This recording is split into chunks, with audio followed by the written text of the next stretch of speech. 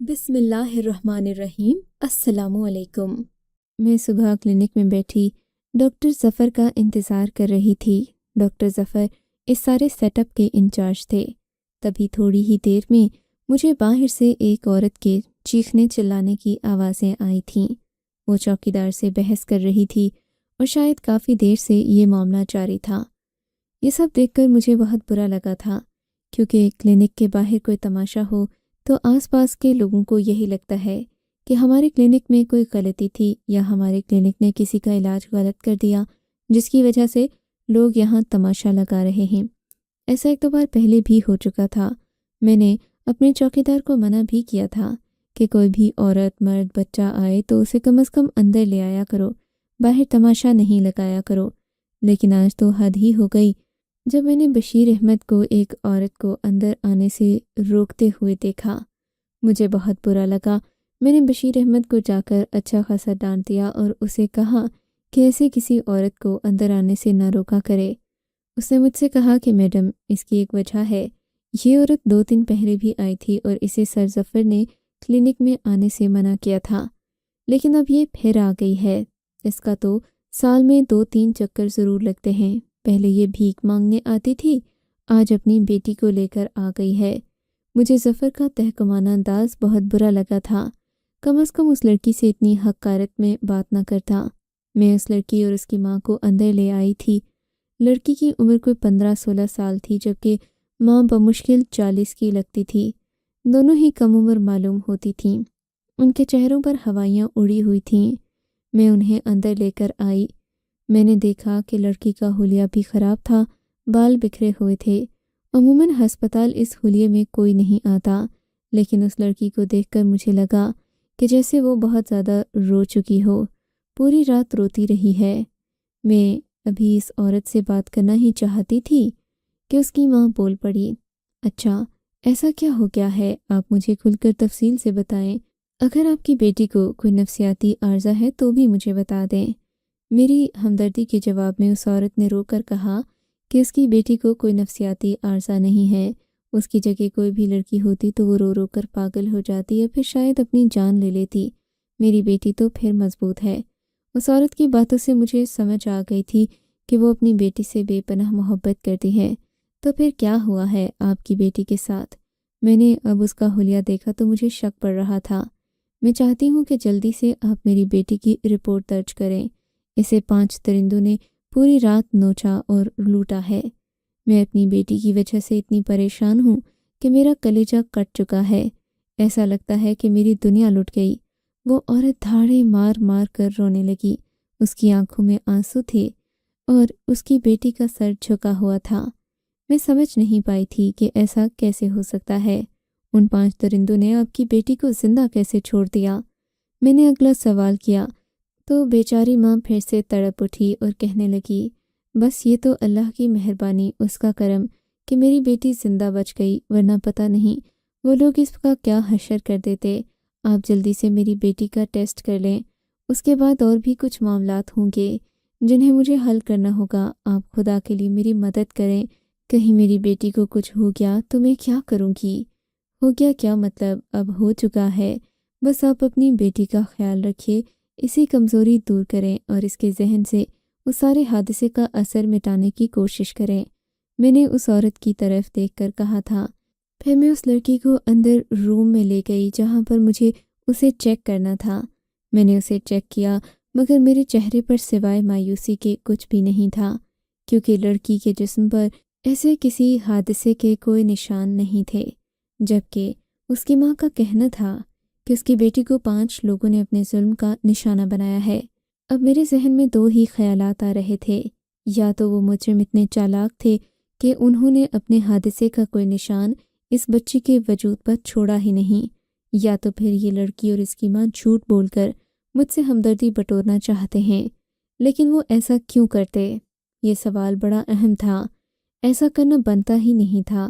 کوئی ماں اپنی بیٹی کی عزت کے بارے میں ایسی بات کر بھی کیسے سکتی ہے؟ سو میں نے دوسرا خیال فوراً رد کر دیا تھا۔ میں نے اس عورت کو اندر بلایا، ساری حقیقت بتا دی اور کہا کہ تمہاری بیٹی کے اندر ایسا کوئی نشان نہیں جس سے میں یہ پتہ لگا سکوں کہ اس کے ساتھ ایسی زیادتی ہوئی ہے۔ اب آپ کو چاہیے کہ آپ اپنی بیٹی کا خیال رکھیں، یہ بات کسی کو نہ بتائیں۔ لڑکی وہیں پر رونے لگی۔ ڈاکٹر صاحبہ، میرا کیا بنے گا؟ میں اگر بدنام ہو گئی تو مجھ سے شادی بھی کوئی نہیں کرے گا۔ میں اس کی باتیں سن کر بہت پریشان ہو چکی تھی، لیکن میں کیا کرتی؟ میرے بس میں ایسا کچھ نہیں تھا جس سے میں اس کی مدد کر سکتی۔ یہاں پر یہ بھی بتاتی چلوں کہ جن لڑکیوں کے ساتھ ایسا حادثہ ہو جائے انہیں فوراً ہسپتال لے کر جانا چاہیے، وگرنہ بعد میں ایسے ٹیسٹ اور رپورٹ نہیں بنتی جس سے کسی کا جرم ثابت کیا جا سکے۔ اب اس لڑکی کے پاس بھی اس ساری زیادتی کا کوئی ثبوت نہیں تھا، اور وہ اس میدان میں تنے تنہا کھڑی تھی۔ نہ ہی اس کے پاس اپنی بے گناہی کا ثبوت تھا اور نہ وہ کچھ کر سکتی تھی جس سے اس کی معصومیت کو ثابت کیا جا سکے۔ ڈاکٹر صاحبہ، اب کیا ہوگا میری بچی کا؟ آپ کچھ بتائیں، کیا اس کا کوئی حل ہے؟ میں ابھی ان سے یہ باتیں کر ہی رہی تھی کہ مجھے پتہ چلا ہسپتال میں ڈاکٹر ظفر آ چکے ہیں۔ ڈاکٹر ظفر کی آواز سنتے ہی میرے تو ہوش و حواس کھو جاتے تھے، کیونکہ وہ ہمیشہ مجھ سے سختی سے پیش آتے تھے۔ میں ویسے بھی یہاں تھوڑے دن کے لیے ہی آئی تھی، مجھے یہاں نوکری کرتے ہوئے زیادہ وقت نہیں گزرا تھا۔ میں اپنی نوکری کو لے کر بھی پریشان رہتی تھی، اور آج جب کہ ڈاکٹر ظفر مجھے اپنے آفس میں بلا رہے تھے تو ضرور کوئی نہ کوئی ایسی بات تھی جس پر مجھے فکر مند ہونا چاہیے تھا۔ پھر وہی ہوا جس کا مجھے ڈر تھا۔ کمرے میں جاتے ہی ڈاکٹر ظفر نے مجھے اپنے سامنے بیٹھنے کا کہا اور پھر بولے، میں نے سنا ہے آپ کو لوگوں کی ہمدردی کا بہت جذبہ ہے۔ نہیں، ایسا کچھ نہیں ہے سر، میں نے نظریں جھکا کر کہا تو بولے، میں سب سمجھ چکا ہوں۔ بشیر احمد نے مجھے بتا دیا ہے کہ آپ نے بشیر احمد سے بحث کر کے ایک ایسی عورت کو ہسپتال کے اندر آنے کی اجازت دی جو کہ یہاں کے لیے کسی اسکینڈل کا باعث بن سکتی ہے۔ جس کی بیٹی کے ساتھ زیادتی ہوئی اسے آپ نے کیوں یہاں پر آنے دیا؟ اب اگر پولیس یہاں پر آ گئی تو ہمارے ہسپتال کی کیا شہرت رہ جائے گی؟ ڈاکٹر ظفر کی ڈانٹ سن کر مجھے بہت برا لگ رہا تھا، لیکن میں اس لڑکی کی مدد بھی کرنا چاہتی تھی۔ تبھی مجھے بشیر احمد نے بتایا کہ میں نے ان ماں بیٹی کو یہاں سے نکال دیا ہے۔ یہاں صرف شریف لوگوں کا علاج کیا جاتا ہے۔ بشیر احمد یہاں کا پرانا چوکیدار تھا اور یہ صاحب اس کی ہر بات مانتے تھے۔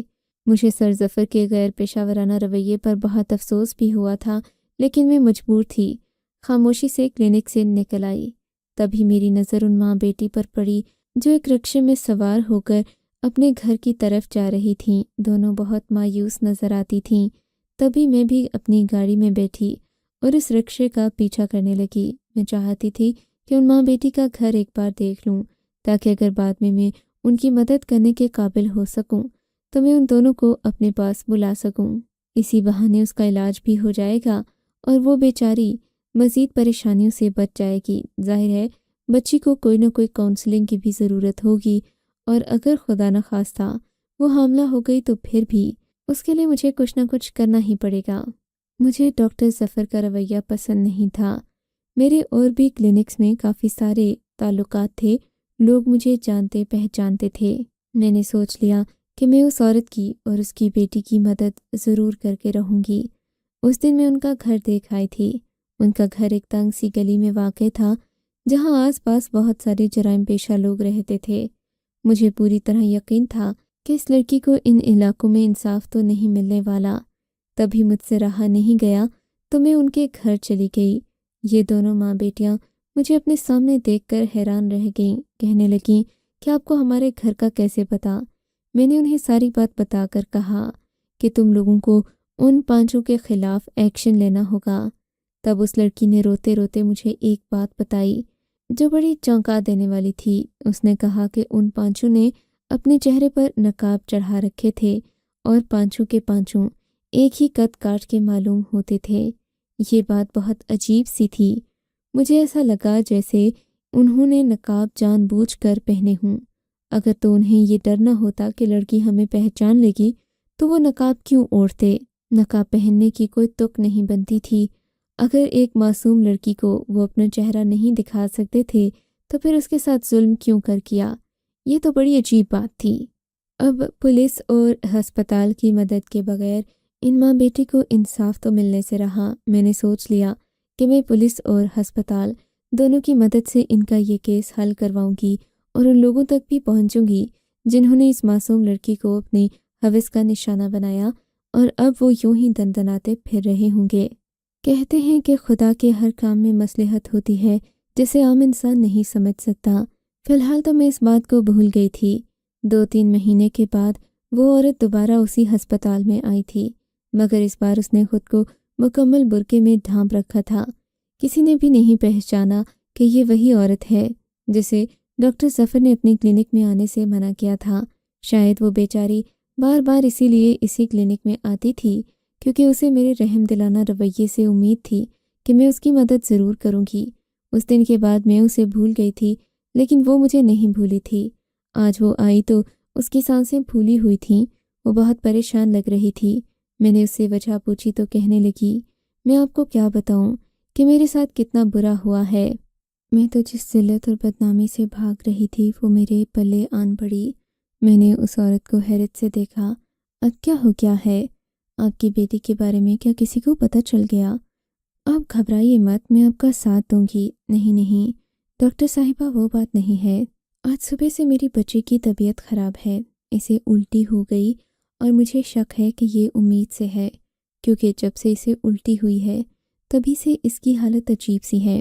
ویسے تو اسے کوئی بیماری نہیں، مجھے لگتا ہے کہ اگر آپ اسے چیک کر لیں تو میرا شک دور ہو جائے گا۔ اس ماں کا دل میں توڑنا نہیں چاہتی تھی، لیکن کیا کرتی؟ میں نے اس لڑکی کا پریگنینسی ٹیسٹ کیا۔ تھوڑی دیر کے بعد رپورٹ آئی تو رپورٹ مثبت تھی۔ میں نے مایوسی سے اس کی طرف دیکھا تو اس نے بھی اپنا سر جھکا لیا۔ اللہ نے ایک کے بعد ایک ذلت میرے نصیب میں رکھی ہے، اب کیا کروں آپ بتائیں؟ میں نے اس کی بیٹی کی طرف دیکھا جو بہت ہی کمزور اور لاچار سی تھی۔ میں نے کہا کہ دوسری کوئی صورت تو سوچے گا بھی مت، آپ کی بچی پہلے ہی بہت کمزور ہے، اسے خون کی کمی ہے۔ اگر آپ نے اس کے ساتھ کوئی بھی ایسا غیر قانونی کام کرنے کی کوشش کی کہ آپ کو اس بچے سے نجات مل جائے تو پھر آپ کے لیے اور آپ کی بیٹی کی زندگی کے لیے مشکلات ہوں گی۔ بہتر ہے کہ جو کچھ ہو گیا ہے اسے قبول کر لیں۔ بی بی سی، یہ کیا آسان ہے کہ میں سب کچھ قبول کر لوں؟ مجھے آپ کی مدد کی ضرورت ہوگی۔ اس عورت کی آنکھوں میں آنسو تھے۔ ظاہر ہے بن بیاہی بچی کا ماں بن جانا ایک ماں کے لیے بہت دکھ کی بات ہوتی ہے، بلکہ اس کے لیے تو ساری زندگی ہی تباہ و برباد ہو جاتی ہے۔ وہ لڑکی مدیحہ میرے سامنے بیٹھی رو رہی تھی۔ ڈاکٹر صاحبہ، اب میرا کیا بنے گا؟ یہ بچہ پیدا ہونے کے بعد تو کوئی مجھ سے شادی نہیں کرے گا۔ تم فکر نہیں کرو، میرے ذہن میں ایک ایسا منصوبہ ہے کہ تمہاری کھوئی ہوئی عزت واپس مل جائے گی۔ یہ بات سن کر وہ مجھے ہونکوں کی طرح دیکھنے لگی، جیسے کہہ رہی ہو کہ تم کہیں پاگل تو نہیں ہو گئی، دماغ خراب تو نہیں ہو گیا؟ اب کیا ہو سکتا ہے میرا؟ لیکن میرے ذہن میں جو منصوبہ آ چکا تھا وہ یقیناً بہت جاندار اور زبردست تھا۔ اس سے نہ صرف مجرموں تک پہنچا جا سکتا تھا بلکہ اس لڑکی کو انصاف بھی دلایا جا سکتا تھا، لیکن اس کے لیے ہمیں کوشش، محنت، ہمت اور صبر سے کام لینا تھا۔ میں نے اپنی ایک سہیلی سے بھی بات کی جس کے پولیس ڈپارٹمنٹ میں کافی تعلقات بھی تھے، ساتھ ہی ساتھ وہ دارالامان سے بھی واقف تھی۔ وہ بہت ساری جگہوں میں بہت طریقوں سے عورتوں کی مدد کر چکی تھی، کسی نہ کسی کی مجبوری وہ ہر مہینے حل کیا کرتی تھی۔ اس بار میں نے اسے مدیحہ کے بارے میں بتایا تو اس نے مجھ سے ایک انوکھی ڈیمانڈ کی، کہنے لگی کہ تم لڑکی کو میرے پاس رکھوا دو، اسے جو بچہ ہوگا وہ میں اپنے پاس رکھوں گی، اور لڑکی کے رشتہ داروں کو یہ نہیں پتہ چلنا چاہیے کہ لڑکی راتوں رات کہاں گئی، مشہور کر دیں کہ کہیں پڑھنے کے لیے مدرسے میں داخل کروا دیا ہے وغیرہ وغیرہ۔ میں نے ایسا ہی کیا۔ 2 دن کے بعد مدیحہ کے گھر گئی۔ ان لوگوں کے گھر میں مایوسی طاری تھی۔ باپ اور بھائیوں کو بھی یہ بات پتہ چل چکی تھی، اور اب تو جیسے سب کو سانپ سونگھ گیا تھا۔ باپ تو چاہتا تھا کہ غیرت کے نام پر اپنی بیٹی کو جان سے ہی مار دے، لیکن اولاد سبھی کو پیاری ہوتی ہے، سوچتے تو سب ہیں، مگر دل سے اولاد کے لیے سختی کوئی نہیں چاہتا۔ مدیحہ کا باپ بھی کہہ سن کر چپ ہو گیا تھا اور اب مایوسی سے اپنی رسوائی کا انتظار کر رہا تھا، کیونکہ اس کے خیال میں اب اس بات کا کوئی حل نہیں بچا تھا۔ پھر میں نے اپنی سہیلی کے کہنے پر آس پاس کی مسجدوں میں ایک عجیب اعلان کروایا था तो ये اعلان سب کے لیے خوشی کا، کیونکہ میں نے ایک میڈیکل کیمپ لگایا تھا۔ یہ میڈیکل کیمپ بالکل مفت تھا، اس میں کوئی بھی آ کر اپنا بلڈ ٹیسٹ کروا سکتا تھا۔ اس بلڈ ٹیسٹ کے ذریعے انہیں بہت ساری بیماریوں کے بارے میں بتایا جانا تھا۔ بلڈ ٹیسٹ کے علاوہ میرا مقصد یہاں کے لوگوں کی جان پہچان کرنا تھا، کیونکہ مدیحہ کے مجرموں کے بارے میں ایک بات بڑی دلچسپ تھی کہ ان لوگوں نے اپنے چہروں کو نقاب سے ڈھانپ رکھا تھا۔ بالآخر میں نے مدیحہ سے درخواست کی کہ جس دن میں کیمپ کا آغاز کروں گی میرے ساتھ تم بھی بیٹھو گی۔